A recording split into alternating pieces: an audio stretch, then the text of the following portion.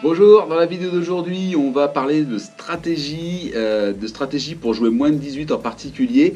Et je voulais parler d'une différence fondamentale qu'il y a entre un par 4 et un par 5. Alors, c'est pas une question de longueur, c'est vraiment une différence qu'il va y avoir dans la stratégie, dans la logique dans laquelle vous allez vouloir jouer le trou.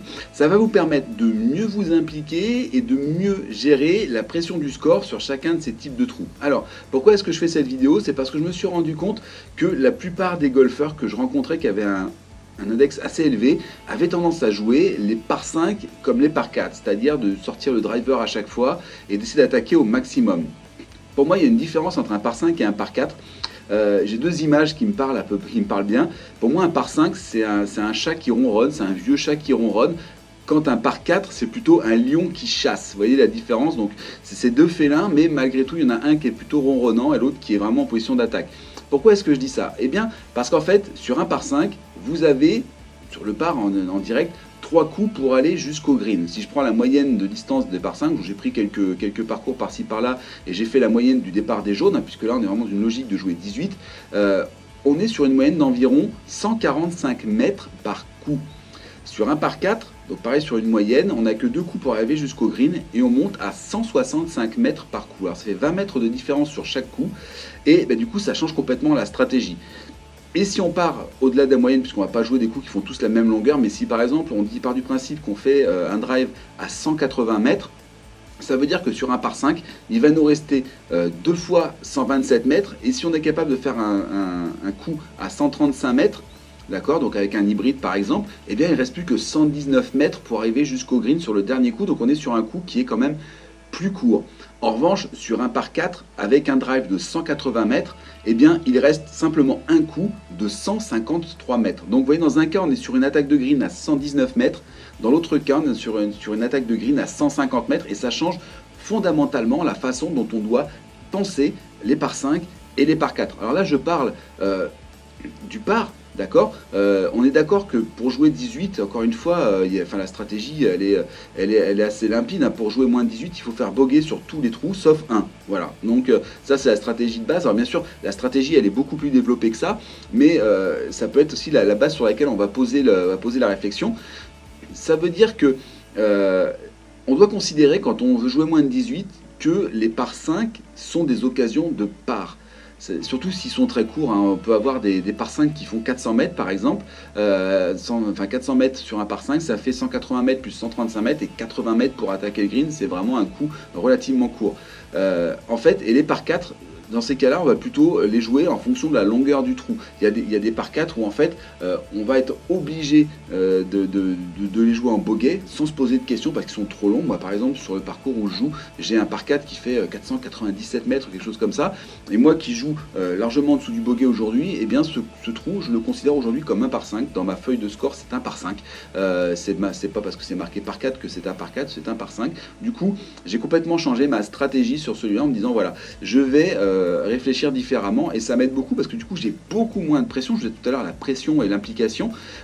Sur ce par 4 là, il y en a deux sur le parcours comme ça où je sais que de toute façon en deux je suis incapable d'arriver sur le green, mais du coup je relâche la pression, ça devient des par 5 qui sont très faciles et j'attaque le green en 3 sans me poser de questions et en règle générale je fais un bogey, mais dans tous les cas j'essaye de me donner un putt pour le par et sur une belle approche et bien ça peut marcher et faire quand même un par et là je marque beaucoup de points. Ma règle elle est simple et je vous la donne aujourd'hui. Quand je réfléchis à la stratégie sur un trou, je pars du principe que si le drive ne me permet pas de jouer le green au fer, donc au fer 5 maximum, hein, j'ai pas de fer 4, fer 3, ça, des choses que je ne joue pas parce que pour moi c'est pas rentable, et bien si le drive ne me permet pas de jouer le green, je vais jouer un bois.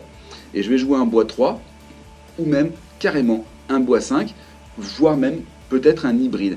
Sachant que voilà, l'idée elle est vraiment là, c'est de se dire que si on ne peut pas jouer le green derrière, ça sert à rien de prendre des risques au départ. Le drive c'est un coup que les gens pensent facile parce que ça va plus loin. On a l'impression que voilà, on a une arme super puissante dans la main. Malheureusement, c'est aussi un coup sur lequel les gens perdent beaucoup de points parce que ils n'arrivent pas forcément à maîtriser le driver.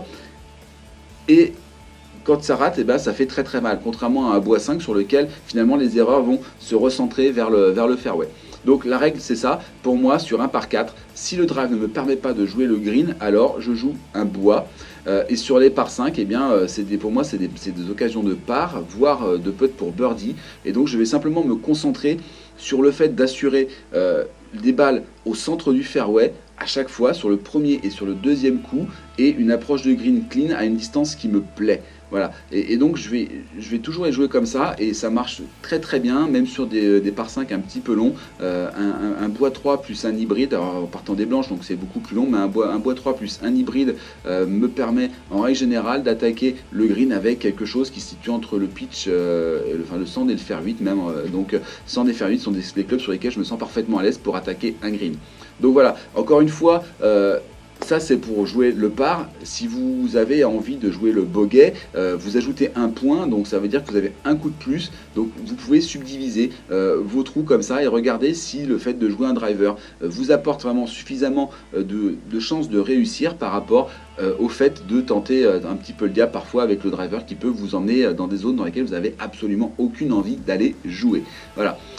Vous voulez en apprendre plus pour réussir à jouer sous le bogey, il y a 4 conditions pour ça. Les 4 conditions, je vous les explique dans la page qui situe juste sous dans le lien qui est sous cette vidéo. Vous cliquez sur le bouton qui est sous cette vidéo et je vous donne les 4 conditions pour réussir à jouer en dessous de 18, et vous allez voir que la plupart des golfeurs sont capables d'atteindre ces 4 conditions, ces 4 prérequis pour jouer 18. La plupart des gens que je connais en sont parfaitement capables, et derrière tout ça, si vous avez ces conditions-là, si vous les avez toutes les 4, eh bien vous appliquez directement la stratégie qui est incluse dans la petite formation. C'est un petit e-book en fait avec quelques vidéos qui s'appelle Objectif Index 18. Il y a toute la stratégie, comment préparer votre stratégie quel que soit le parcours sur lequel vous jouez pour avoir une stratégie pour jouer moins de 18. Et s'il vous manque quelques éléments, un ou deux des 4 prérequis, eh bien il y a aussi des exercices et des éléments pour vous aider à atteindre ces 4 prérequis qui, encore une fois, pour moi, sont à la portée à peu près de n'importe quel golfeur qui se donnerait un tout petit peu de mal pour travailler son swing et les autres éléments qu'il y a à l'intérieur. Vous allez voir, en réalité, bien souvent, quand on veut jouer moins de 18, il faut se concentrer sur quelques éléments sur le parcours, avoir quelques coups qu'on connaît très bien, et ça permet largement de jouer moins de 18. Donc je suppose que c'est des choses qui vont vous intéresser de savoir ça. Si vous regardez cette vidéo, c'est que vous vous posez la question de savoir comment faire pour jouer moins de 18.